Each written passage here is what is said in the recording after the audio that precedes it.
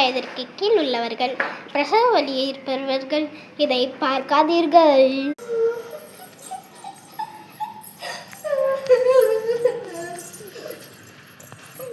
நீங்க எதுக்கு அழுதுருக்கீங்க? நீங்க யாரு? அது உங்களுக்கு தேவையில்லாதது. நீங்க போறீங்களா கொஞ்சம்? ஐயோ, அன்னைக்கு வேற அவங்கள வேற தப்பா பேசிட்டோமே. அவங்க இப்ப பார்க்கல இருப்பாங்களான்னு தெரியலையே. நம்மளுக்கு வேற அவங்க கிட்ட சாரி கேட்கலன்னா வேற நம்ம மன உளைச்சனா வேற இருக்குமே. ஐயோ, கட் பண்றேன்.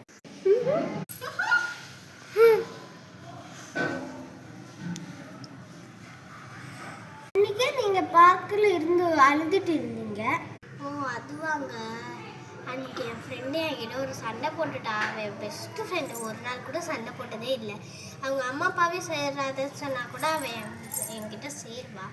ஆனா அவன் அன்னைக்கு சண்டை போட்டா. அதனால தாங்க. பரவாதீங்கண்ணா, இன்னும் தப்பா ஒன்றும் கேட்கலையே. அப்படிலாம் இல்லைங்க. அதையே கொஞ்சம் சொல்ல முடியுமா? சொல்றேங்க அண்ணா. அன்னைக்கு நாங்க இன்னொரு பார்க்கில் உட்காந்து பேசிட்டு இருந்தோம். அப்போ அவன் என்கிட்ட, நீ என்கிட்ட எதுனா மறைக்கிறியாடி அப்படின்னு கேட்டான். ஏண்டி, ஏன் சந்தேகம் இல்லையா அப்படின்னு நான் கேட்டேன். அதுவாங்க, அப்போ நீ கண்டிப்பாக ஏதோ என்கிட்ட சந்தேகத்தை மறைக்கிற. அந்த சந்தேகத்தை என்கிட்ட வந்து சொல்லிட்டு அதுக்கப்புறம் நீ என்ன வேணா பண்ணு அப்படின்னு சொல்லிட்டு போயிட்டாங்க.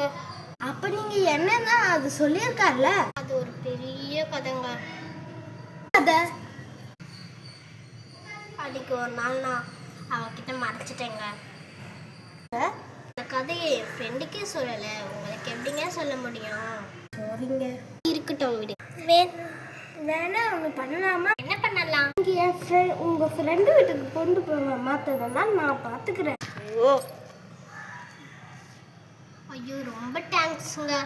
நான் யாருன்னே உங்களுக்கு தெரியாது. எனக்கு வந்து ஹெல்ப் பண்ணுறேன்னு சொல்கிறீங்களே, உங்களுக்கு நல்ல மனசுங்க. ஃப்ரெண்டு, இது தாங்க எங்கள் ஃப்ரெண்டு வீடு. இதுவா? இதில் ஆளே இல்லையே. இவ்வளோ சின்னதாக இருக்கு. இது அது மட்டும் இல்லை, இதில் ஆள் கூட இல்லை. என்னங்க? ஃபாத்திமா. ஃபாத்திமா யாரு நீங்க? என்ன வேணும் உங்களுக்கு? ஃபாத்திமா,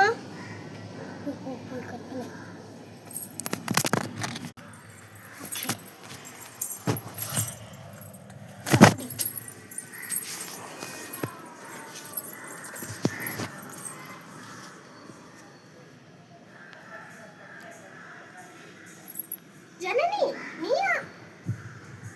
போய் பேசிட்டு வந்துடுங்க.